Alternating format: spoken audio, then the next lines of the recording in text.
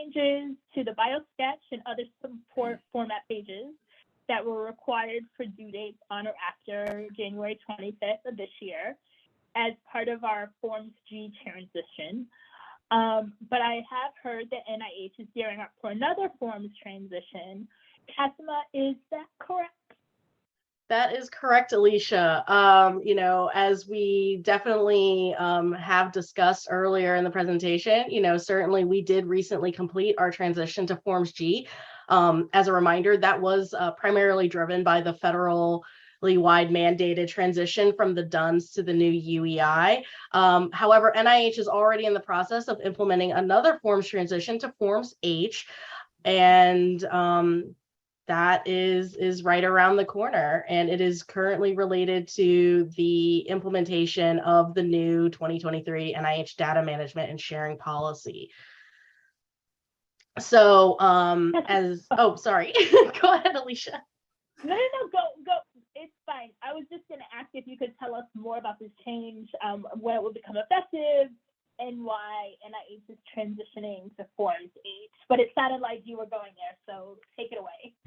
Thank you. No, my apologies. So this is effective for due dates on or after January 25th, 2023. It is specifically for our implementation of the new data management and sharing policy. So what this will include is specifically changes to the 4 forms that are noted on the slide. We are adding a new other plan single attachment to facilitate the attachment of those data management and sharing plans as part of the application as required by the policy.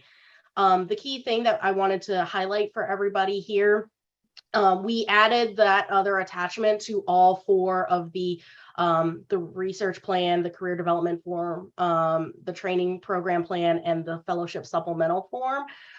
We added that for consistency across the forms and for the flexibility for any future expansion and use of that attachment, maybe for other plans. However, the policy only applies currently to the research and the career development awards. So the policy is not applicable to the institutional training grants or the fellowship awards. And more information on the specific activity codes that are applicable and subject to the plan will be posted on the sharing.nih.gov webpage in the very near future. But also requirements will also be laid out in the funding opportunities as well. So just wanted to give you a little bit of preview of that. Other high-level summary of the upcoming changes related to Forms H are linked here on the slide and within our guide notice that was published yesterday. And this also includes other RPPR and ERA system changes to facilitate the DMS policy implementation, such as viewing the DMS plan as a separate, summary document within the grant folder, just like you see with that application image.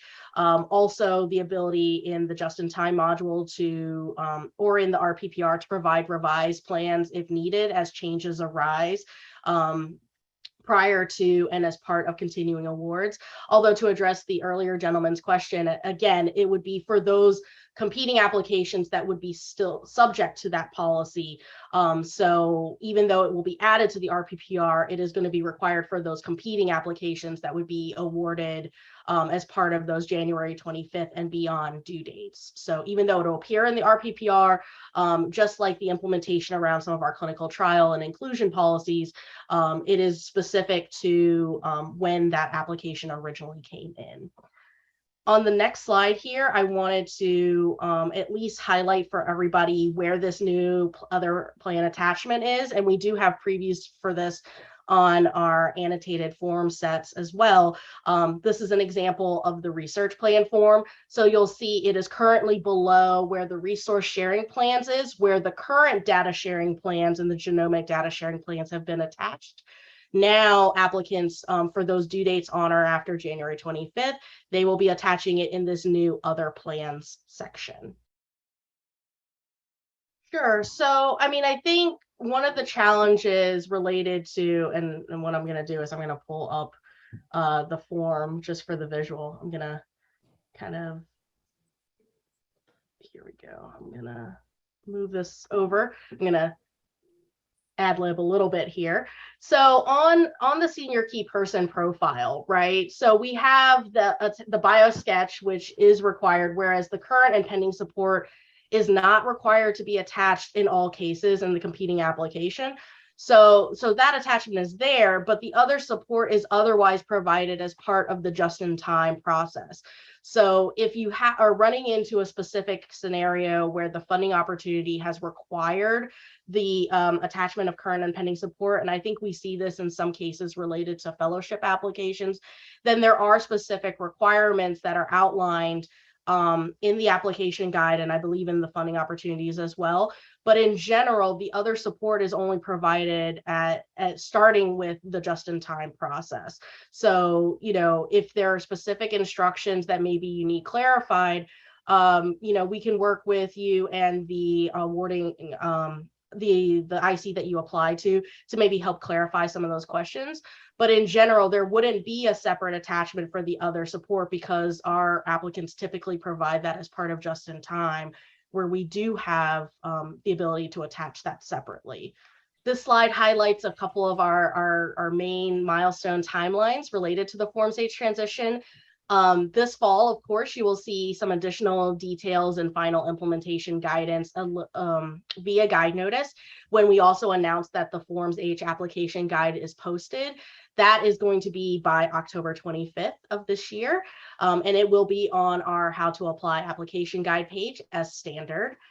Also, starting October 25th is when new funding opportunities will be, with those due dates on or after January 25th, will begin to be published with those Forms H application packages provided there within.